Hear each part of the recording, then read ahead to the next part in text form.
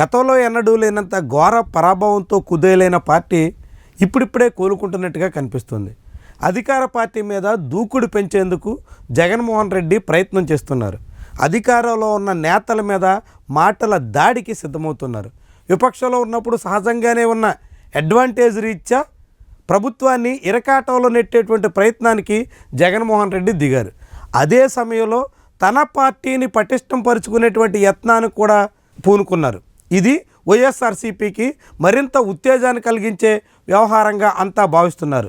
త్వరలోనే పలువురు సీనియర్ నాయకులు కాంగ్రెస్ పార్టీని వీడి వైఎస్ఆర్సీపీ కండువా కప్పుకోవడానికి అంతా సిద్ధమైపోయింది అనేటువంటి కథనాలు వస్తున్నాయి.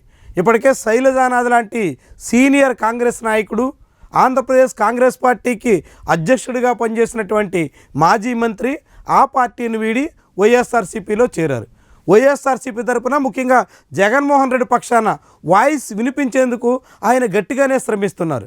ఎస్సీ నేతగా మంచి గుర్తింపు ఉన్నటువంటి శైలజానాథ్ జగన్మోహన్ రెడ్డి పక్షాన వాదిస్తున్నటువంటి వైనం ఆసక్తికరమైనటువంటి విషయంగా మారుతోంది. సరిగ్గా ఇదే సమయంలో మరికొందరు సీనియర్ కాంగ్రెస్ నాయకులు కూడా కాంగ్రెస్ పార్టీని వీడేందుకు అంతా సిద్ధం చేసుకుంటున్నారు అనేటువంటి ఊహాగానాలు బలపడుతున్నాయి. ఇప్పటికే ఈ విషయంలో చాలామంది అడుగులు వేస్తున్నారు అనేటువంటి దానికి పరిణామాలు ఊతమిస్తున్నాయి. ఈ జాబితాలో మాజీ మంత్రి, మాజీ పిసిసి అధ్యక్షుడు రఘువీరారెడ్డి, మరో మాజీ కేంద్ర మంత్రి జేడీ శీలం, మరో మాజీ కేంద్ర మంత్రి చింతామోహన్, ఇలాంటి ఎస్సీ బీసీ నేతలంతా ఇప్పుడు జగన్మోహన్ రెడ్డి వైపు చూస్తున్నారు అనేటువంటి కథనాలు ఆసక్తికరంగా కనిపిస్తున్నాయి.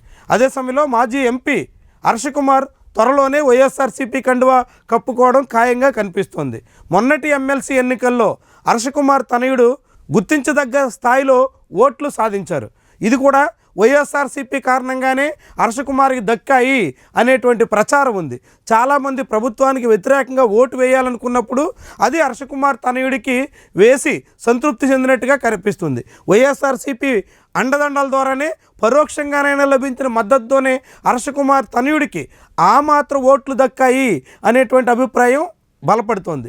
ఈ నేపథ్యంలోనే హర్షకుమార్తో పాటుగా ఇంకా అనేక మంది మాజీ కేంద్ర మంత్రులు, మాజీ కాంగ్రెస్ నేతలు ప్రస్తుతం కాంగ్రెస్ పార్టీలో క్రియాశీలకంగా కొనసాగలేక సతమతమవుతున్నటువంటి నేతలు కూడా జగన్మోహన్ రెడ్డిని కలిసేందుకు, జగన్మోహన్ రెడ్డి పక్షాన చేరేందుకు సన్నాహాలు చేసుకుంటున్నారనేటువంటి ప్రచారం ఆసక్తిగా కనిపిస్తుంది. అయితే వీళ్ళంతా దాదాపు 3 దశాబ్దాలుగా కాంగ్రెస్ పార్టీలో కొనసాగుతున్నటువంటి నేతలే కావడంతో ఇప్పుడు వాళ్ళు ఉన్న పలంగా తమ సొంత పార్టీని వదిలేసుకుని ఇన్నేళ్లుగా ఆ పార్టీ వెంట తిరుగుతున్నటువంటి విషయాన్ని వదిలేసుకుని మళ్ళీ వైఎస్ఆర్సీపీ పక్షాన చేరడానికి ఎంతవరకు సిద్ధమవుతారు, ఎప్పుడు సిద్ధమవుతారు, అది వైఎస్ఆర్సీపీకి ఏ రకంగా ఉపయోగపడుతుంది అన్నది కీలకమైనటువంటి వ్యవహారం. ఇలాంటి వెటరన్స్ అంతా వైఎస్ఆర్సీపీలో చేరడం ద్వారా ఆ పార్టీకి అదనంగా ఎంత బలం చేకూరుతుంది అన్నది పక్కన పెడితే కనీసం వైఎస్ఆర్సీపీ వాయిస్ని వినిపించడానికి,